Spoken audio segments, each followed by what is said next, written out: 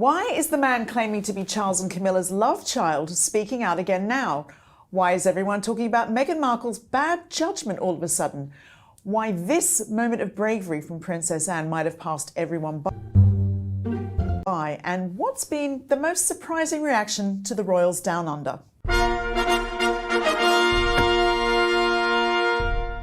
Welcome to Palace Confidential. I'm Jo Elvin, and on my panel today is the Mail on Sunday's royal correspondent Natasha Livingston, the paper's editor-at-large Charlotte Griffiths, and the Daily Mail's diary editor Richard Eden. Welcome to you all. Now, if you haven't seen Richard discuss William and Harry's fallout in forensic detail on Reading the Royals, stick around to the end of the episode when it will be up next. And exciting news, there will be a brand new episode next week. A reminder, if you don't already, please do join our ranks of subscribers here on the Daily Mail's Royal Channel. Click that subscribe button and never miss another episode of your favourite royal show, or indeed Richard's new show. Maybe that's your new favourite show. I won't take it personally. Now, let's kick things off with the King and Queen's trip to Australia. Now, Natasha, typical of the King, he's packed a lot in. Yeah. Hey, y'all, come look at this. Yeah, they've been all over. They started in Sydney, then they went to Canberra, back to Sydney, now they're in Samoa. And when you look at the engagements they were cramming in, he was doing up to 7 a day, which, you know, for a man in his 70s who's going through cancer, I mean, is pretty remarkable. Indeed. Now, we were promised that some Republicans would be out in protest, but those protests seem to have been far outweighed by the huge crowds that have come out to support them. Yeah, I mean, we know Graham Smith, who's from the UK's Republic movement, he flew out and kind of tried to generate some noise around it, but it didn't really get much pickup. There was a Senator, Lydia Thorpe, who it was a very vocal, loud protest. It did get a lot of headlines. Yeah. But generally... Okay, I'm listening. You have my attention. It was very much, she was criticised by the Australian media, and the Australian media in general have been so supportive of the trip.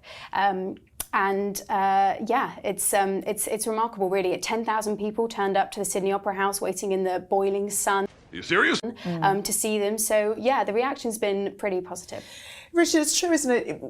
A lot of people were predicting some sort of massive anti-monarchy movement, but that doesn't seem to have come to pass, does it? It's funny, isn't it? I mean, people sort of predict the end of the monarchy. They think, oh no, that's something that should be consigned to the past. But when you saw those numbers turning out on a boiling hot day, you know, it's like a sort of rock star welcome in many ways. It was quite, I think they probably would have been surprised themselves, actually. There was a lot of Are you serious? concern before the trip about things that could go wrong, and there was a strong feeling that a lot of Commonwealth countries sort of stuck with the Commonwealth, and the ones where the Queen was head of state, they stuck with it because of her, because of Queen Elizabeth and all the respect that she had, and that would disappear when she died. And actually, to me, this tour has shown that really isn't the case necessarily. It's funny, isn't it? My memories of living in Australia. Wait for it. That we are so aware of how far away it is that there's always an element of gratitude that people just make the trip. And, you know, the fact that Charles is older now, he's been battling with cancer, it just seems like there's definitely felt like a mood that it's actually screaming abuse at him is just plain rude. I mean, remember, it is a historical trip. He is the first reigning king to visit Australia. And I think the fact that he has... Wait for it.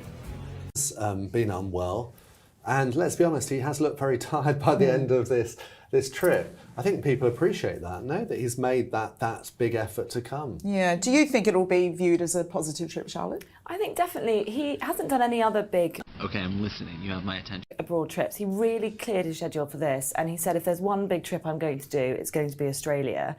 And he's gone there, he's made this Herculean effort, and he said, didn't he, to somebody who asked, he said, I wish I could stay longer, but my doctors won't let me. Stop it.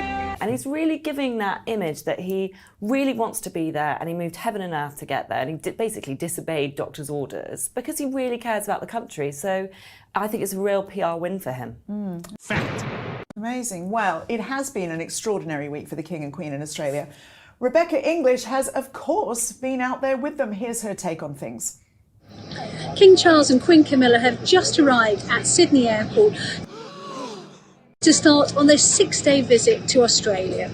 And tonight, in honour of Their Majesty's visit, the iconic Sydney Opera House is being lit up by a loop of images taken from royal visits over the years.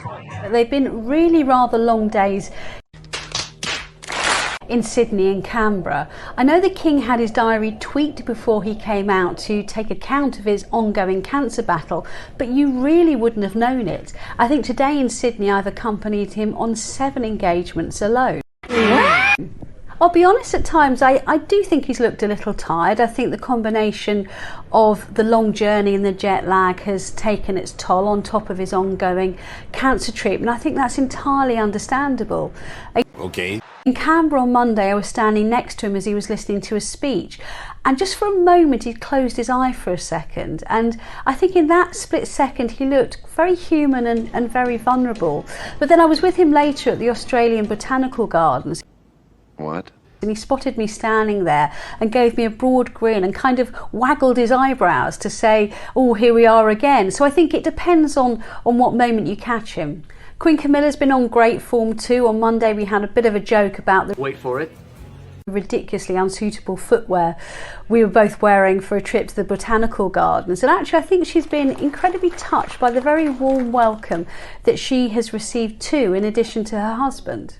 And that's what's been so remarkable about this trip. Yes, I mean, we did have an incident on Monday in the Australian Parliament involving the outspoken Senator Lydia Thorpe. It was unfortunate, but it was well handled and has been fairly roundly condemned here, even by people who That doesn't make sense. share her views. And I think Buckingham Palace have quietly been quite relieved and actually very heartened about the warmth of the welcome and the size of the crowds, particularly given how popular Queen Elizabeth II was here. And Fergie's still rolling around in this kind of 30-room, 10-bedroom mansion. So, but Andrew, of course, as you rightly say, is stubborn about this, and he's got a cast iron lease that unless he defaults on some aspect of it, they haven't got a hope in hell of getting Stop it.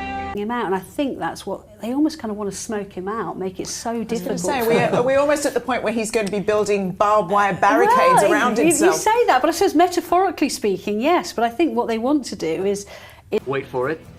ensure that, you know, financially he just can't afford it anymore.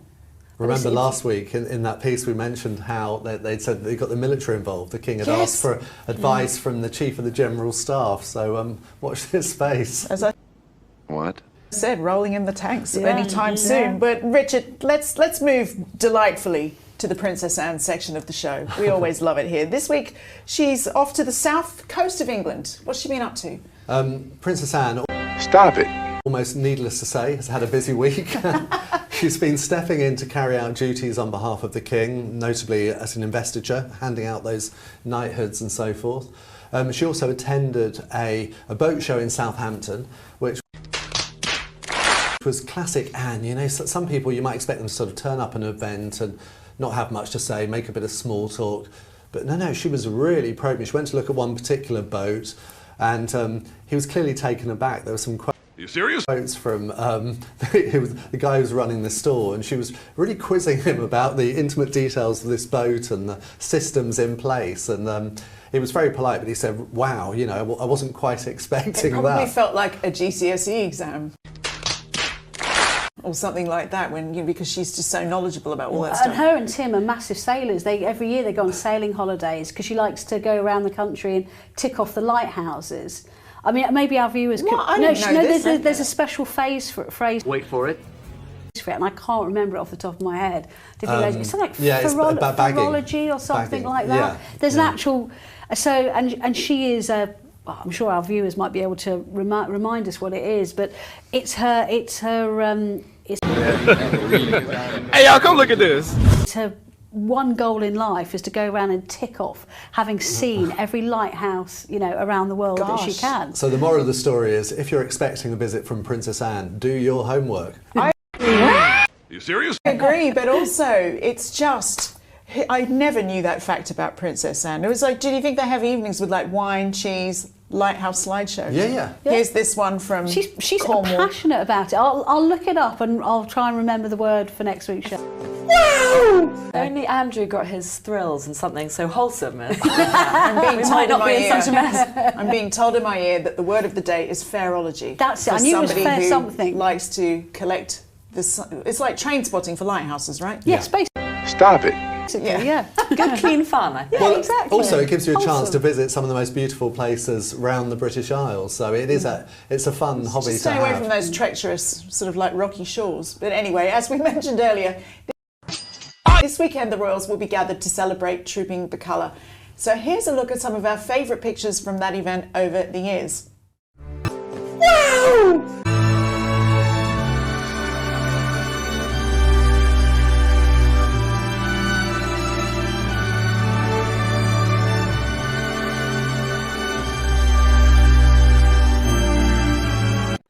That doesn't make sense.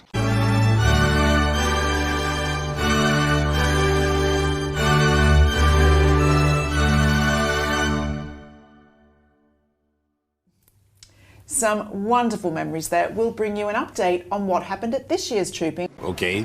on next week's show, of course. And if you don't want to miss that, do make sure you subscribe to the Daily Mail Royals YouTube channel. My thanks as ever to Rebecca, Charlotte, Richard, and to you for watching. We'll see you next week. Bye for now.